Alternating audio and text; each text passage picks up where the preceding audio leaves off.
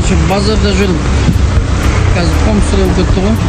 11 номерді машинам көрген соң Қызылордалық. Сөйтсем Қызылордалықтар мына жерде керемет ағаштар сатып отыр екен ше. Мен қазір сенге бір қызық нәрсе айтайын ба? Маған контейнердің үстінен су өтпесе де, все-таки навес жасап берейін контейнерге деп, қазір стропила, ағаш, в общем, обрешетка бәрін алдымыз. Қалай ойлайсыңдар, негізінде Қарасай ауданында Қаскелеңде ең арзан ағаш қай жерде сатылады? Мына жерден номерін қалдырып кетеміз жігіттердің, бірақ егер бір конкретно білетін жерлерің болса комментарий жазып кетіңіздер, шығып көрейік.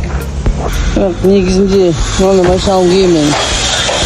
Идеально мына состояние таппадым. Короче, ағаш алып болдық, қазір енді біз шифр аламыз. Егер тоже осында шифр керек болатын болса, барысқа келіп бағасын көрсеңіздер болады, болмасаңыз жаңағы астта қалдырған соң номерге хабарласыңыздар. Реально бағада бәлкім сіздерге алу нәсіп болады.